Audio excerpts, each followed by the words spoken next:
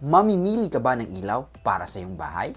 Ano-ano nga ba ang dapat mong i-consider sa pagpili nito? Ano ang mga dapat tandaan at mga dapat iwasan? Usapang house lighting naman tayo mga ka-Arky. Here's another video to learn something new.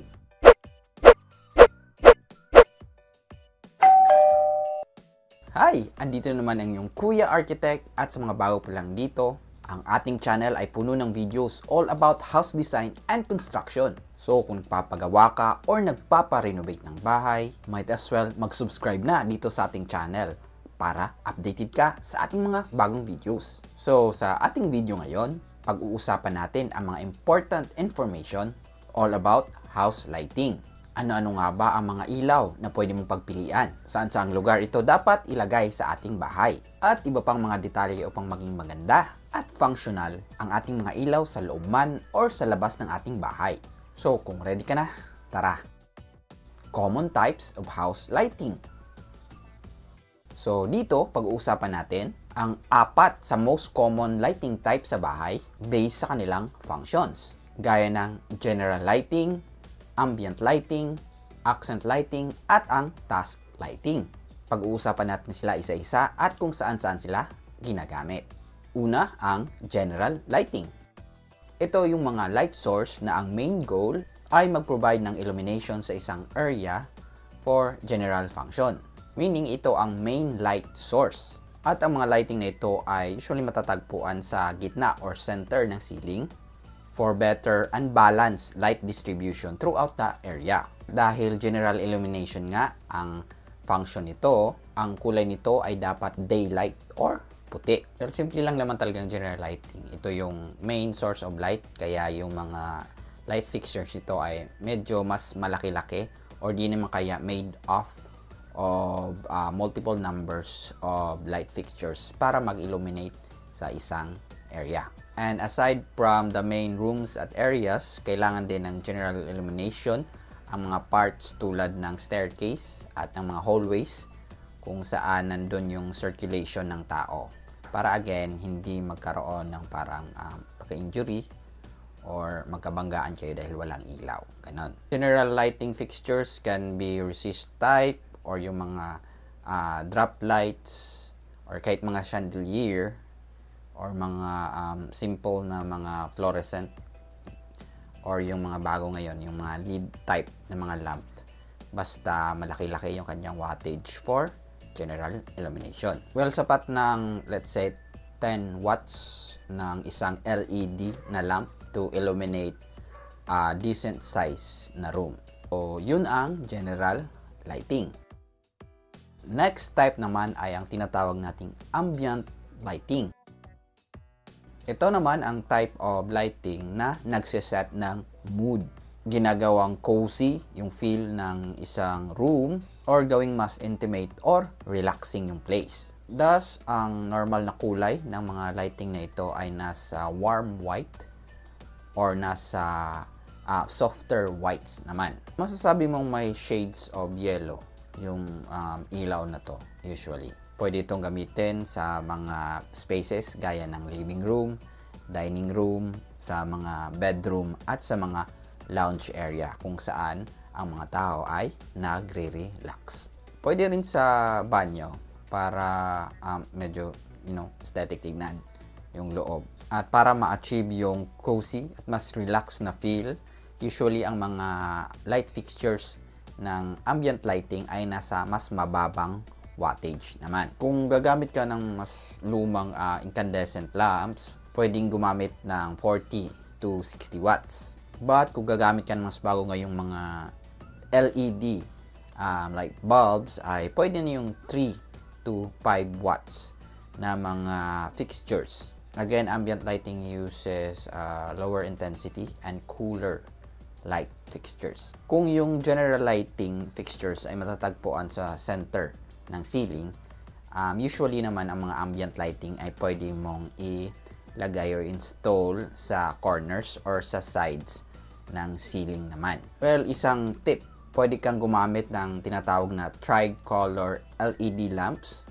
para you can change the color of this ambient light fixtures from warm white to daylight if ever need mong i-supplement yung intensity ng general lighting doon sa gitna ng yung ceiling. So to achieve this ambient lighting effect sa isang room, usually pinapatay yung nasa gitna na general light at i-on lang yung mga warm colored lighting fixtures sa corner sa sides para again gawing mas ambient feeling, mas cozy and relaxing yung area yon.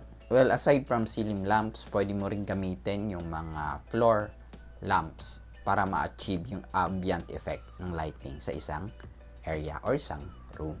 Anyways, kung naghahanap ka ng videos all about different beautiful ceiling designs naman at iba't ibang materials para dito, meron na tayong ginawang videos all about those topics. Just click the links on the description and comments below. Check niyo yung mga videos na yon later after nyo mapanood ang video ito. Now, let's go sa ating third type of lighting, ang tinatawag nating accent lighting. If ang ambient lighting is for the mood, ang accent lightings naman ay para sa aesthetics. Ito yung mga lights which give more character sa ating ceiling at sa ating mga walls, sa labas man or sa loob ng bahay. Ito ang iba't ibang mga example na ginagamit natin for accent lighting. Una, ang resist down lights. Ito yung mga ceiling mounted na mga lights na nilalagay malapit sa walls, which give light wash effect or yung highlights sa ating mga pader. Again, for aesthetic purposes. These lights can be 3 to 5 watts using LED light. It can be in the shade of warm white to daylight. Actually, may nabibili ng mga directional na mga resist type na LED lamp. Yung kaya mong i-adjust yung direction ng kanyang tama ng ilaw. Next, ang tinatawag nating track lighting. Ito naman ay usually ginagamit para i-highlight ang isang decorative or piece of art sa walls or sa isang shelf sa ating bahay. Adjustable yung kanyang mga light fixtures kasi nga sa kanyang track. At na-adjust din ang direction ng tama ng ilaw niya para i-highlight ang mga dapat i-highlight sa ating mga walls. Isa pa sa masasabi nating accent lighting ang tinatawag nating scones. Ito naman yung mga light fixtures na wall-mounted or naka-attach sa pader. Unlike sa isang ceiling light na downward lang yung bato ng lights, ang isang wall-mounted na light fixtures or tinatawag nating scones ay kaya magbato ng lights sa taas at sa baba ng ating walls. Pwede itong gamitin sa interior nating bahay, but most common itong ginagamit sa exterior ng ating mga houses para magkaroon ito ng accent lighting sa labas ng bahay. And lastly, for accent lighting, may tinatawag tayong LED strip lights. Marami na sa atin ang familiar dito. Ito yung LED na lighting which is flexible at dinidikit natin usually sa ating ceiling, common para sa mga cove lighting design na ating mga kisame. At sa ating mga walls, usually ginagamit ito sa ating mga TV wall design na pang-accent.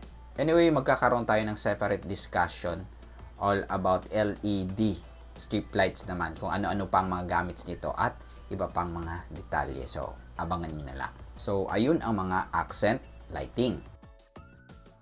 And lastly, we have the task lighting naman. Ito naman yung mga lighting na ini-install sa mga areas kung saan nandun ka usually nagwo-work, gumagawa ng task, or ng mga chores na dapat mong tapusin.